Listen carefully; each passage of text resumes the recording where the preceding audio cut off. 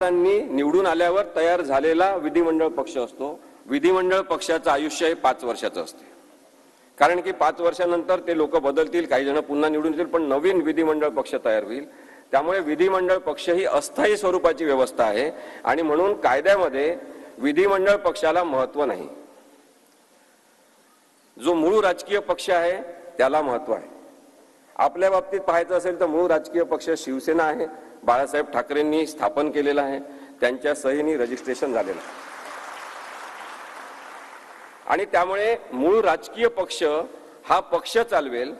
विधिमंडळ पक्ष हे आमदार म्हणून निवडून आलेल्या लोकांचा जो पक्ष आहे त्याच्यावर सुद्धा नियंत्रण ठेवण्याचे सगळं कायद्यानुसार हे मूळ राजकीय पक्षाला आहे, ओरिजिनल पॉलिटिकल पार्टीला आहे। एवढं ते सोपं आहे। आता या दोन व्याख्या पाहिल्यावर आपल्याला लक्षात आलं असेल की अस्थायी स्वरूपाची जी व्यवस्था आहे ती विधिमंडळ पक्ष आहे, म्हणजे एकनाथ शिंदे आणि त्यांच्यासोबत पळून गेलेले जे लोक आहेत ते या अस्थायी स्वरूपाच्या 5 वर्षाचं आयुष्य असलेल्या विधिमंडळ पक्षाचे सदस्य होते। काही जण अर्थात त्याचे राजकीय पक्षाचे सुद्धा सदस्य असतील, पण ते विधिमंडळ पक्ष म्हणून तेवढंच महत्त्व आहे जेवढं कायद्यामध्ये सांगितलेलं आहे। याच्यामध्ये आणखी पुढचा भाग आहे, तो आहे 21A आणि 21B। मी आपल्याला अत्यंत सोप्या भाषेत कायदा समजून सांगण्याचा प्रयत्न करतोय, कारण की या जनता न्यायालयाचा उद्देश हा सुद्धा आहे असं मला वाटते की आपण सगळ्यांनी, इथं बसलेल्या सगळ्यांनी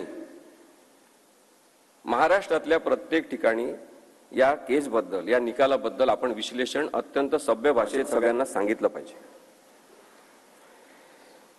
21A आहे की स्वतःहून राजकीय पक्ष सोडणे। कोणाला स्वतःहून राजकीय पक्ष सोडायचा असेल तर त्यांना तशी मुभा आहे, म्हणजे कोणाला वाटत असेल की या पक्षामध्ये हुकुमशाही आहे तर ते पक्ष सोडू शकतात। कोणाला वाटत असेल की हिंदुत्व या पक्षाने सोडून दिलेलं आहे तर ते पक्ष सोडू शकतात। त्या आधारे मात्र ते पक्ष सोडल्यावर डिस्क्वालिफाय होतात, म्हणजे अपात्र होतात, ते आमदार म्हणून राहण्यासाठी पात्र ठरत नाही।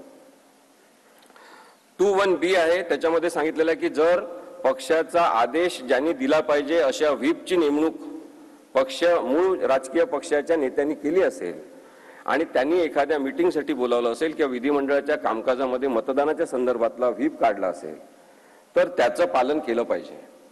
विधिमंडळ पक्षाच्या आमदारांवर ही जबाबदारी आहे की त्यांनी त्या पक्षाच्या आदेशाचं पालन केलं पाहिजे, कारण पक्षाची शिस्त असली पाहिजे आणि त्या शिस्तीचा संदर्भ हा आपल्या राजकीय स्थैर्याशी असल्यामुळे तशा पद्धतीने रचना करण्यात आलेली आहे।